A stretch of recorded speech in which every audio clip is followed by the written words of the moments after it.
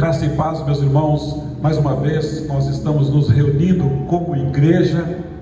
Eu sei que os irmãos estão em casa, mas parte da igreja está aqui. Nós queremos entrar na presença do Senhor para abençoar a sua vida, para juntos nessa noite de domingo nós cultuarmos ao nosso Deus. A pandemia não é motivo de entrarmos na presença de Deus. A pandemia não vai parar a nossa adoração e o louvor ao nosso Deus. Eu tenho o prazer de ter aqui conosco o irmão Sebastião, o irmão Márcio, o irmão Valdemir, e juntos nós vamos gravar esse vídeo para que chegue na sua casa, que chegue no seu lar. Eu quero que você medite na palavra do Senhor através desse cântico e através do que Deus vai falar ao seu coração. Sabe, meus queridos, nós vivemos um momento de dependência do Senhor. Pense nisso. Você já agradeceu a Deus por essa semana? Muitas pessoas não tiveram o privilégio de concluir a semana, e nós terminamos a semana, estamos começando uma nova hoje. Fala com Deus, feche os seus olhos. Eu quero agradecer a Deus, porque Ele nos deu vida, nos deu saúde, Ele tem nos sustentado, Ele tem cuidado de nós. Querido Deus, Pai Celeste, muito obrigado, Senhor, por mais esta semana, Senhor, que terminou e esta que se inicia. Eu sei que o Senhor está ao nosso lado, trabalhando nas nossas vidas. Ó Deus, nós vivemos num mundo, e a Bíblia diz que teremos aflições, e Ele é cheio de aflições. Os acontecimentos dessa semana, Senhor, foram terríveis em todo o mundo, Senhor. Mas nós podemos sentir o Senhor do nosso lado, dizendo: aquieta a alma, fique tranquilo. Obrigado, Deus, pelo Teu amor para conosco. E é esse Teu amor que queremos anunciar. Obrigado, Deus, porque o Senhor nos corrige, o Senhor nos conserta, Senhor. E é esta correção, e é este conserto do Senhor em nós, é que nós queremos anunciar. Obrigado porque Jesus Cristo tira o pecado do mundo, nos libertou do domínio do pecado. E agora livre nós estamos para cultuar a Ti, ó Deus. Receba este culto. Toma nas Tuas mãos cada família, ó Deus, que está ouvindo este vídeo agora, nesta noite. Dirija-nos, ó Deus, e abençoa-nos em o nome de Jesus. Amém. Nós vamos louvar ao Senhor com o hino. Eu gostaria que você meditasse na letra desse hino.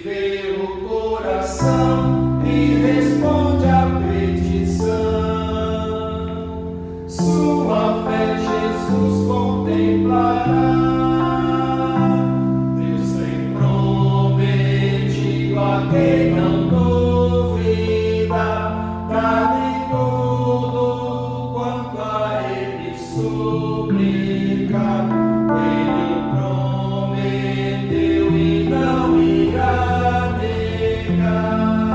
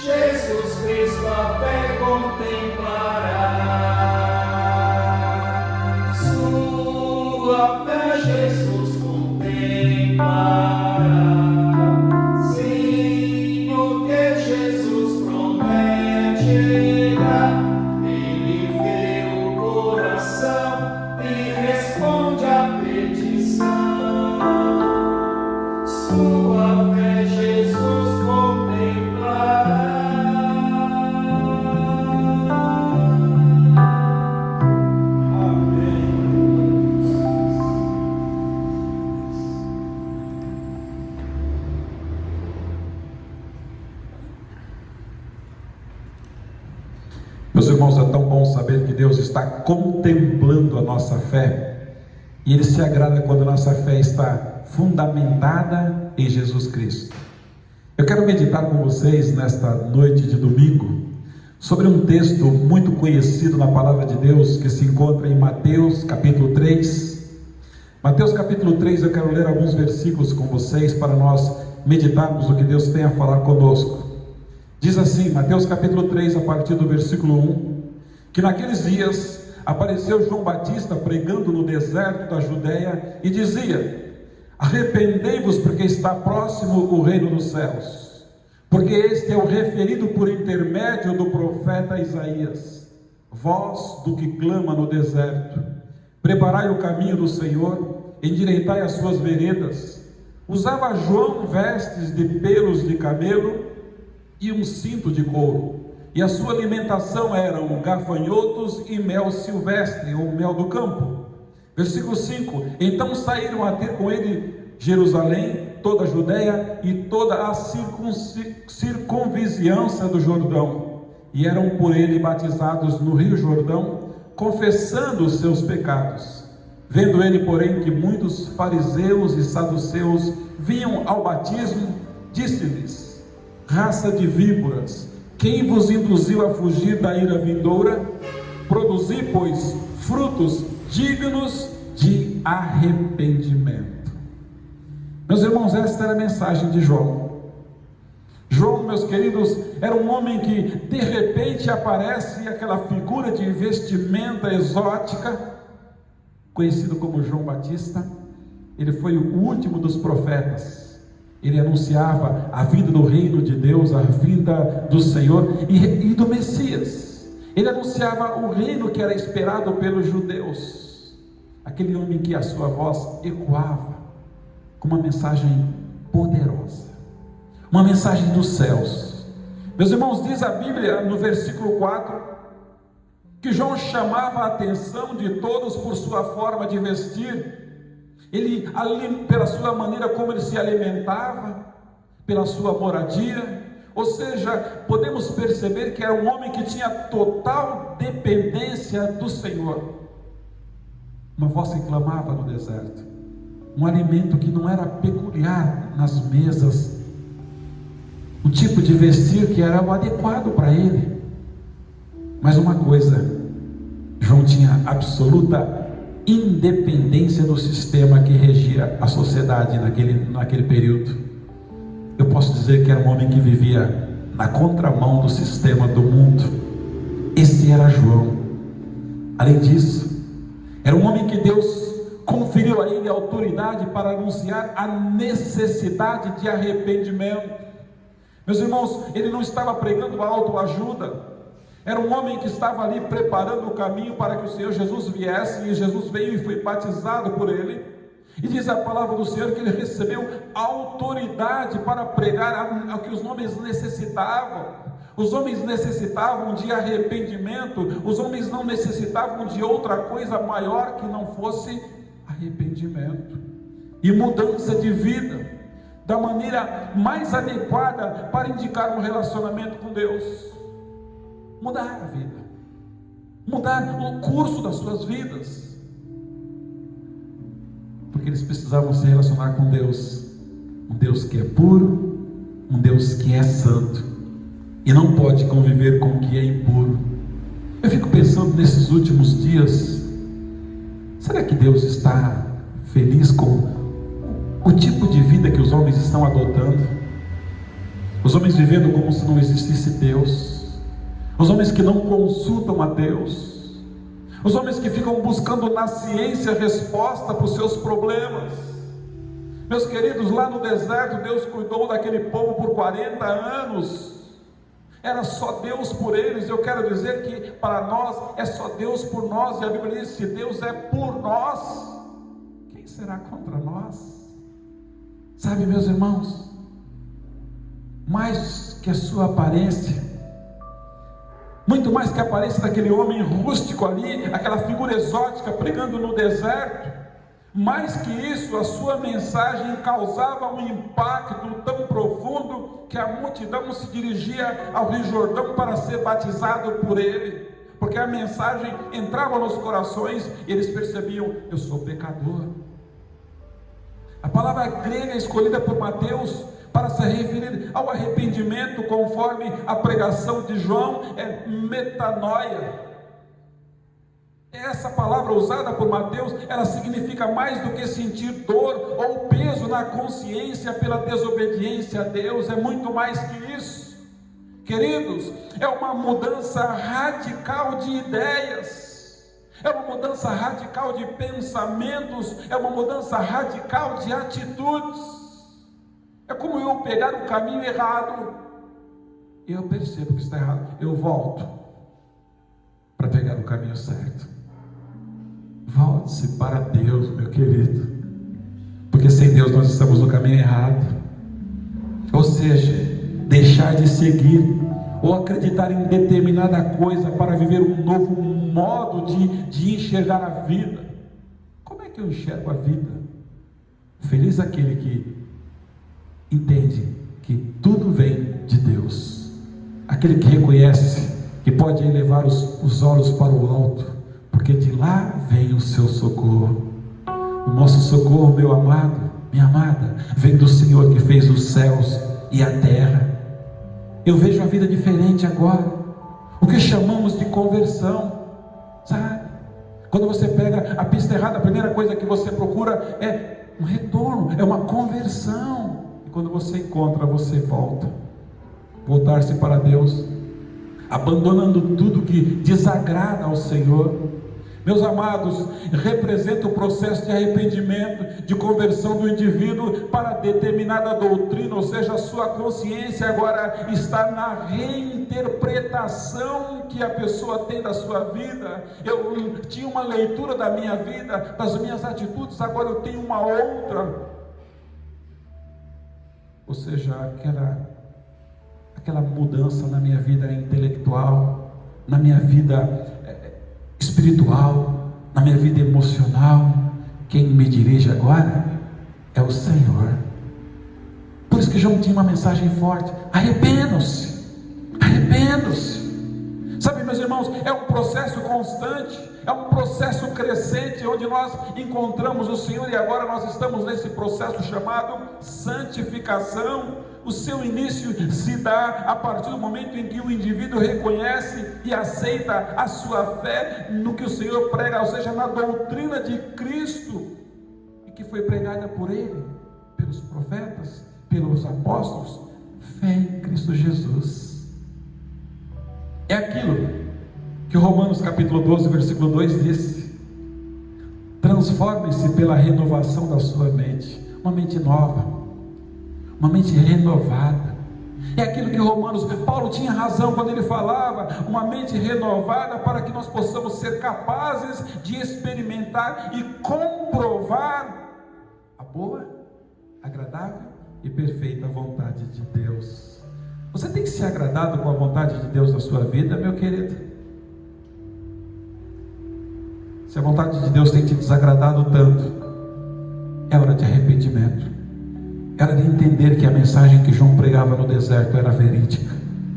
Por isso, quando muitos fariseus e saduceus vieram ao encontro de João para serem batizados, ele os chamou de víboras, é um tipo de serpente, e disse que não deveriam acreditar na sua origem, eles não deveriam acreditar na sua religiosidade, assegurando assim, através disso, um lugar nos céus. Não era isso que os garantia, porque eles precisavam dar frutos que demonstrassem um arrependimento genuíno. Era isso que João pregava. Meus queridos, isso significa dar uma meia volta na vida e permanecer agora decidido a dar as costas para tudo aquilo que Deus abomina, tudo aquilo que desagrada ao Senhor. Como Hebreus 12:2 disse: olhando firmemente para o autor e consumador da nossa fé. Uma fé, meus irmãos, cuja autoria é Jesus Cristo. Nós gostamos de ler bons livros, e quando você pega um livro, a primeira coisa que você quer saber: quem é o autor? Esse livro é de autoria de quem? E o autor, ele dá credibilidade ao livro. A nossa fé, meus queridos, também tem que ser de autoria do Senhor. Ele que é o autor da minha fé. Hebreus tinha razão. Eu preciso agora colocar os meus olhos, fitando os olhos nele, de uma forma fixa e firme, porque a minha fé é de autoria dele. Eu não posso ter fé nas circunstâncias, nos homens, nos estudos, na ciência, sabe, nas grandes estruturas. Não, minha fé só pode estar firmada no Senhor. Nós vivemos um momento de pandemia, e agora sendo somente Deus na nossa vida. A todo momento alguém disse, ouve do médico: agora é só Deus. Eu quero dizer para você, Deus está tirando tanta gente lá do hospital, Deus está curando tanta gente, mas também Ele permite que algumas pessoas vá ao seu encontro também. Meus irmãos, e por amor a Ele, passar a realizar boas obras, aquelas que o nosso Deus requer, sabe, revelando assim a transformação que Ele ofereceu, que Ele operou em nós. Se você ainda não entregou a sua vida a Cristo, faça isso o quanto antes e viva eternamente com Ele. Meus irmãos, simplesmente sentir culpa não basta. É a consciência do perdão que dá o impulso à transformação. Eu preciso ter consciência de que o Senhor está me perdoando. Eu quero pontuar para vocês os frutos do verdadeiro arrependimento. Eu preciso ter arrependimento diante de Deus, sentir um profundo pesar pelos meus pecados. Os meus pecados têm que pesar em mim.